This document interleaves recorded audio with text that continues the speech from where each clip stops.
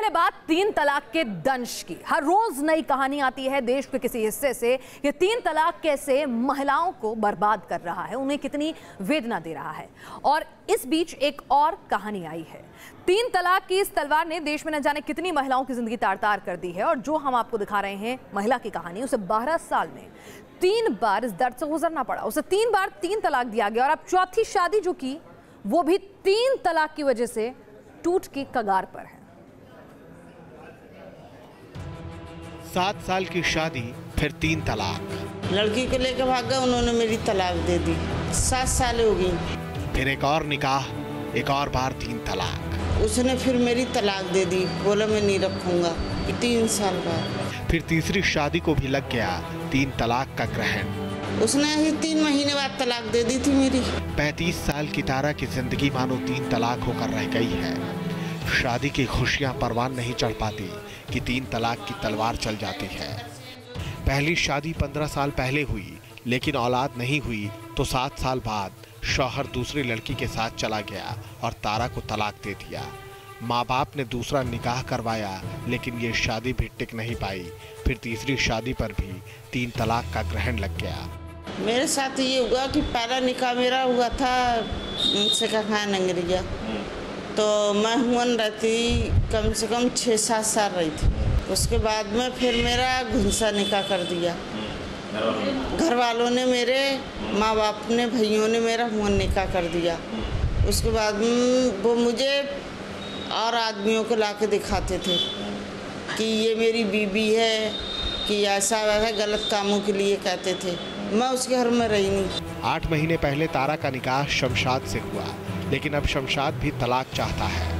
बताया जा रहा है कि शमशाद को औलाद चाहिए, लेकिन तारा का इल्ज़ाम है कि शमशाद अफेयर की वजह से तारा को अपनी ज़िंदगी से अलग करना चाहता है और तारा अब इंसाफ की गुहार लगा रही है।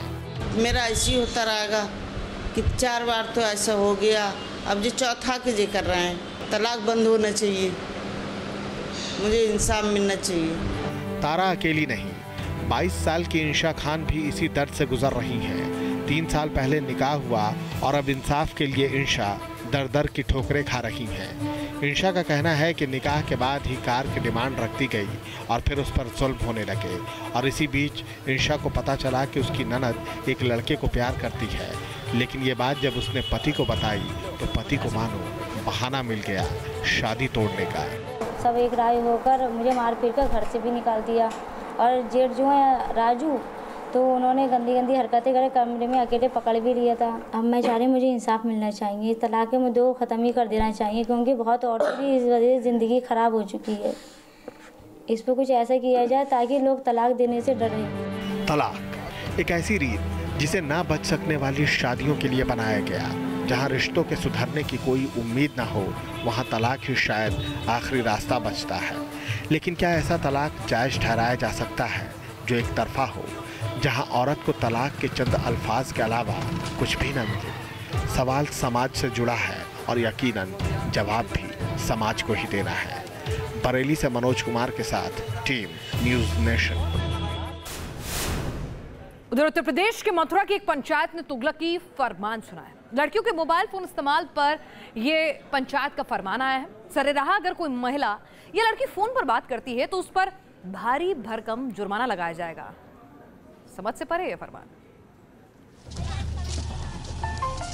बेटियों के रास्ते में जुर्माने की बेड़ियां। अगर सड़क पर फोन पर बात करती पाई गई तो भरना होगा कैश जुर्माना।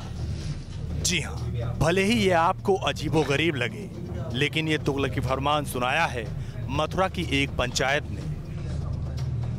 आपको पूरा माजरा समझाएं उससे पहले ये जान लीजिए कि ये फरमान सिर्फ बेटियों के लिए है जिनकी आजादी पर चाबुक चला है। बेटियों की आजादी मानो कुछ लोगों को नागवार गुजर रही है। लड़कियों के सरेराह फोन पर बात करने पर 2100 रुपए कैश जुर्माना मथुरा की मडोदरा पंचायत ने फरमान सुनाया है।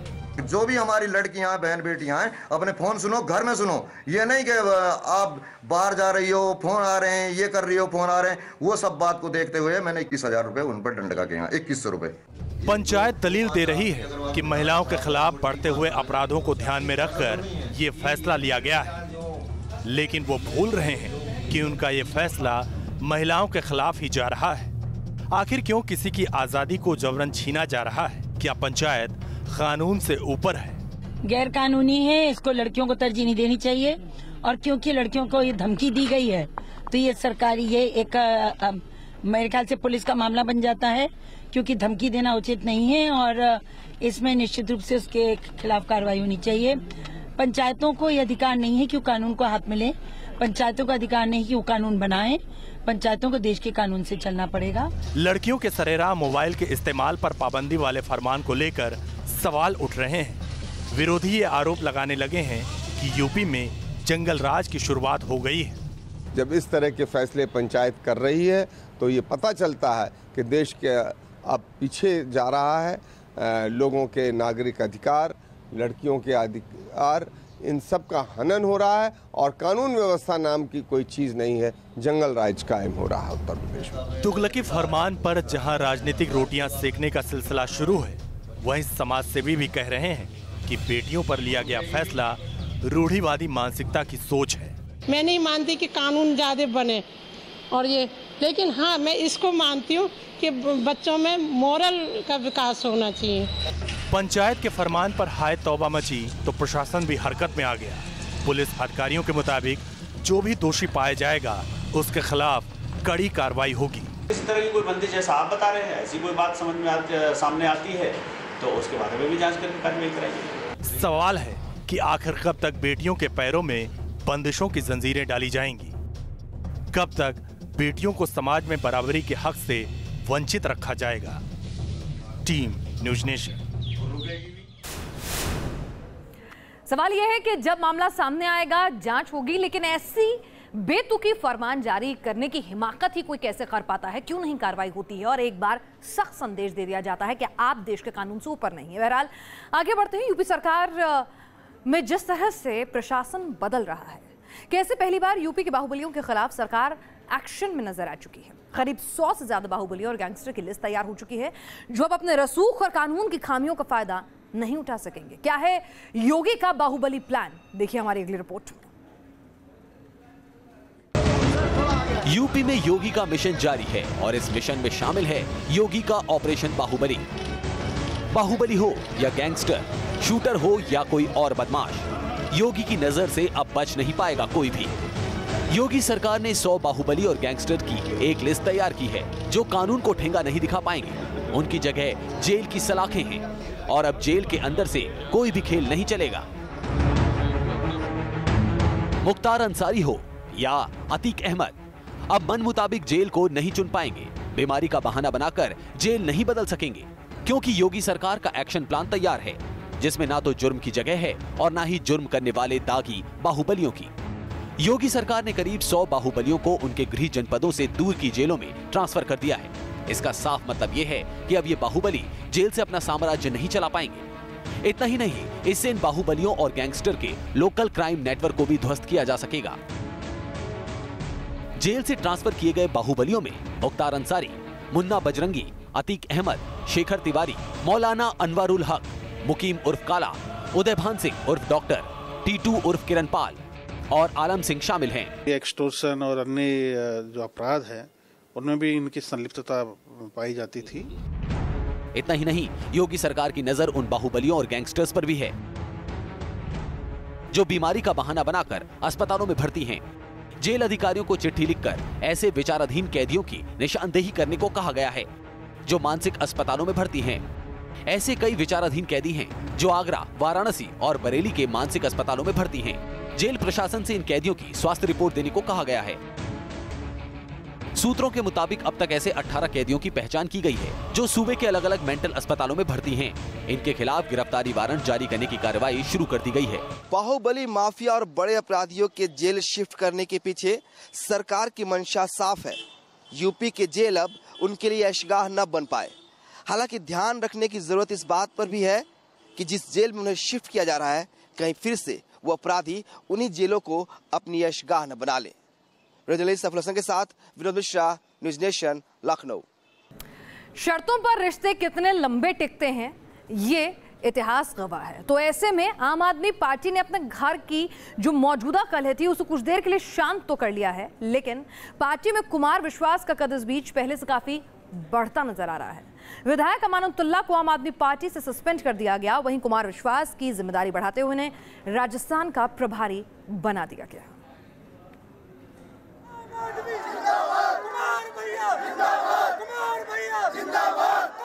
आम आदमी पार्टी में चल रहे हाई वोल्टेज ड्रामे का द एंड हो गया है। कुमार विश्वास और आम आदमी पार्टी के विधायक अमानतुल्लाह की सियासी जंग में जीत कुमार विश्वास खेमे की हुई है। विधायक अमानतुल्लाह को पार्टी से सस्पेंड कर दिया गया है। मतलब जो भी गलतियां कहीं हुई होंगी उनको सुधारेंगे। आज पहली अनुशासनात्मक कार्यवाही पार्टी ने की है।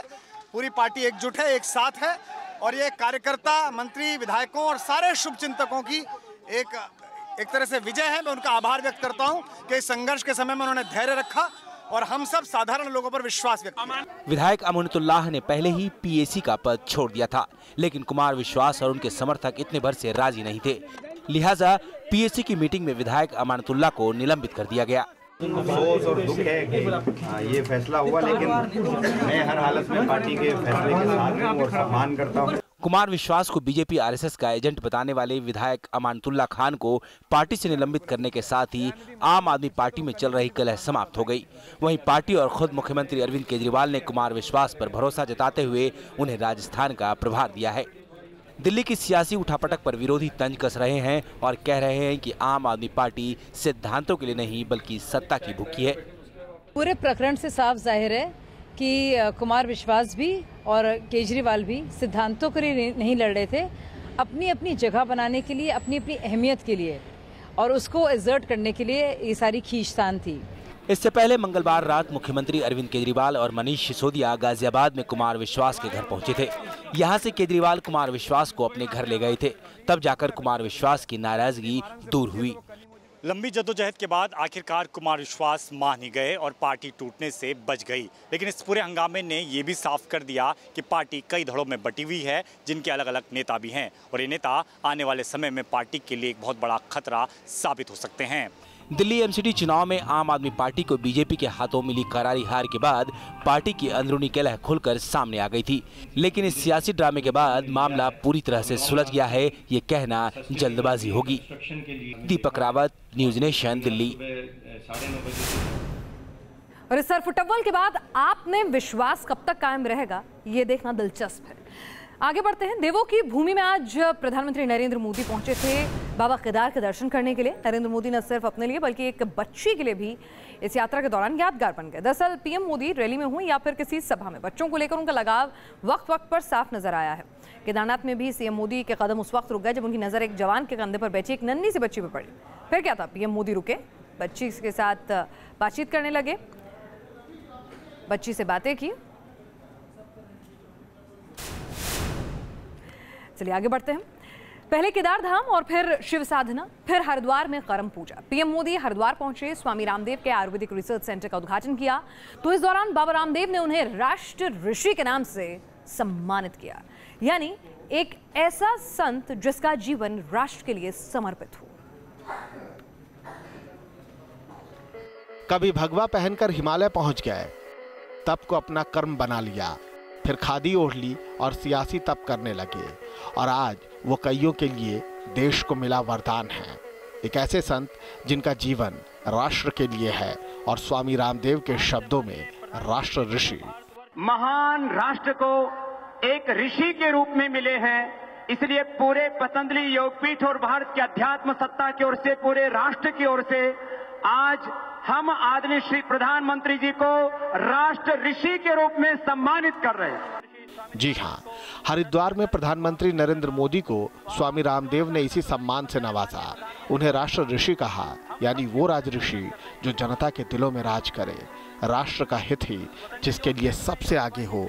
और पीएम भी जानते हैं कि राष्ट्र ऋषि के इस सम्मान में उनके लिए क्या संदेश छिपा है। जब आपको सम्मान मिलता है तो उसका मतलब ये होता है कि आपसे ये प्रकार की अपेक्षाएं हैं, जरा भी आगे पीछे मत हो, इसको पूरा करो। तो एक प्रकार से मेरे सामने मुझे क्या करना चाहिए, कैसे जीना चाहिए, इसका एक डूज एंड डोंट का बड़ा दस्तावेज उस गुरुजी ने रख दिया है। दिल्ली की सियासी धमाचौकड़ी के बीच पीएम मोदी 7 लोक कल्याण मार्ग पर अकेले रहते हैं, एक ऋषि की तरह। साथ में परिवार नहीं, सारे देशवासी उनके लिए परिवार की तरह हैं। दिन के 18-18 घंटे राष्ट्र ऋषि मोदी देश की तरक्की का खाका तैयार करने में जुटे रहते हैं। मानो आंखों में नींद नहीं, सपने हैं अच्छे दिन के। मेरा अपने पर उतना भरोसा नहीं है, मुझ पर इतना भरोसा नहीं है जितना कि मुझे आपके और देशवासियों की आशीर्वाद की ताकत पर भरोसा है। कहते हैं संत वो है जो हर वक्त समान हो, सुख में भी, दुख में भी, सम्मान में भी, अपमान में भी। और अब जिस सम्मान से स्वामी रामदेव ने पीएम मोदी को नवाजा है, वही शायद उनकी सबसे बड़ी अग्नि परीक्षा है। Team news nation. चलिए, तो देश और दुनिया की हर खबर, हर पहलू के साथ आपने नेशन व्यू में देखिए।